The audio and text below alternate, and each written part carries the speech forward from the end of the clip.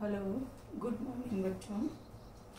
कल हमने हरिवंश राय बच्चन की कविता पढ़ी। कविता का नाम था नीड़ का निर्माण फिर, यानी घोंसले का निर्माण बार बार। तो यहाँ पर हम पहले शब्दार्थ देखेंगे, फिर आगे पढ़ेंगे। पहला है नीड़। नीड़ मीन्स घोंसला। नीड मीन्स घोंसला। नह स्नेह, प्रेम। तीसरा है आह्वान, आमंत्रण अर्थात बुलावा। धूली धूसर, धूल से भरी हुई। धूली धूसर, धूल से भरी हुई। निशा, रात। उत्पात, उद्यम या उपद्रव। भीत, भीत मीन्स डरा हुआ। भीत मीन्स डरा हुआ। प्राची, पूर्व दिशा। प्राची, पूर्व दिशा। मोहनी, मुग्ध करने वाली। मोहनी, मुग्ध करने वाली, यानी कई बार होता है हम किसी चीज को देखकर मुग्ध हो जाते हैं, तो वो चीज है यहाँ पर। उसके बाद है भीम कायवान, अर्थ है भयंकर या विशाल शरीर वाला। विशाल यानी बड़ा शरीर वाला। उसके बाद है भूधर। भूधर मीन्स पहाड़, पर्वत। आगे विटप, पेड़। विटप, पेड़। विनिर्मित, बने हुए, दोबारा से बने हुए। विहंगम, पक्षी। विहंगम, पक्षी। आगे है वक्ष। वक्ष मीन्स सीना या छाती।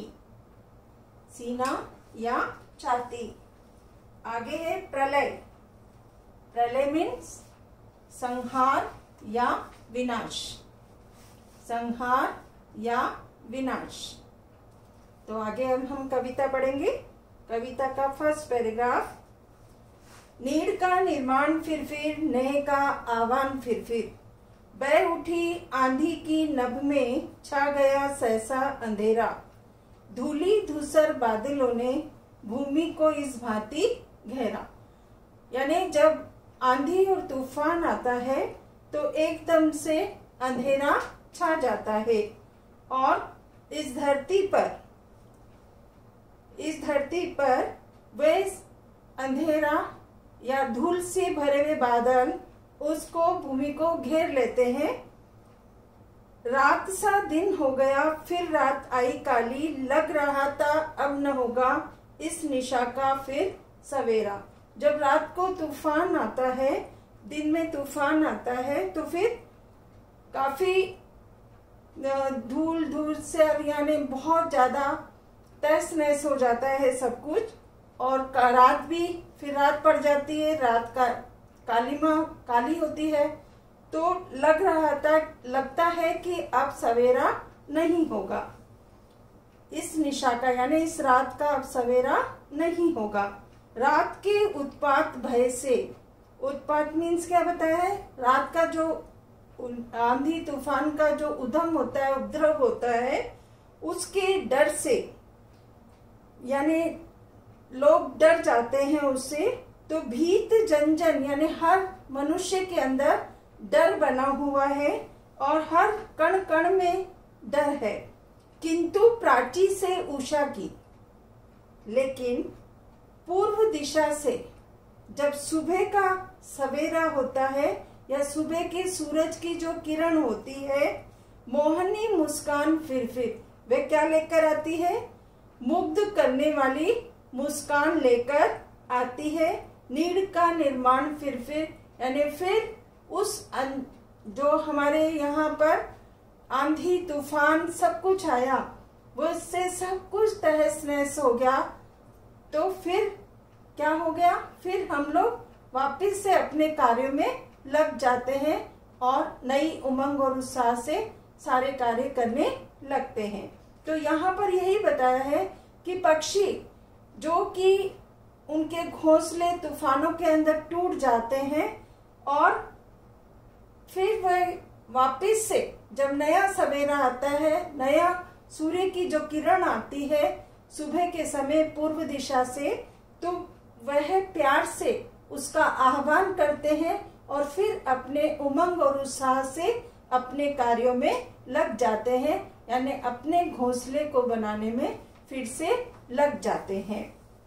नए का आह्वान फिर बह चले झोंके की कांपे, भीम कायवन भूधर जड़ समेत उखड़ पुखड़ कर गिर पड़े टूटे विटप पर, हाय तिनको से विनिर्मित घोंसलों पर क्या न बीती, डगमगाए जबकि कंकड़ ईंट पत्थर के महल पर।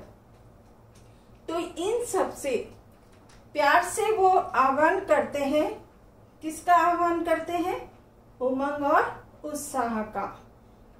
तो उसके बाद जब खूब तेज आंधी तूफान आता है तो उससे जो विशालकाय विशाल शरीर वाले जो पेड़ हैं वे भी जड़ से समेत उखड़ उखड़ कर गिर जाते हैं, टूट जाते हैं।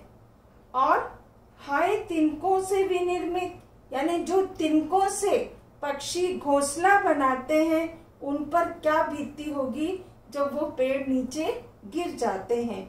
डगमगाए जबकि कंकड़ ईंट पत्थर के महल, और उन आंधी और तूफानों से ईंट पत्थर और कंकड़ से बने महल भी क्या होते हैं, डगमगा जाते हैं।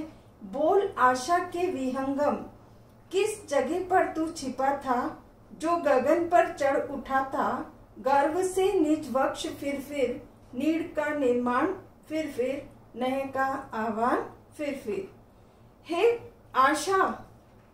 आशा रखने वाले पक्षी को बोल रहे हैं कि तू किस जगह छिपा हुआ था, जो फिर परिस्थिति का सामना करते हुए भी फिर गगन पर चढ़ उठता है और गर्व से निज वक्ष पर, वक्ष मीन्स क्या है यहाँ पर, अपनी छाती चौड़ी करके फिर अपने घोंसले का निर्माण करने निकल पड़ता है और प्यार से उमंग और उत्साह का आह्वान करता है। आज हम इतना ही पढ़ेंगे, बाकी कल पढ़ेंगे।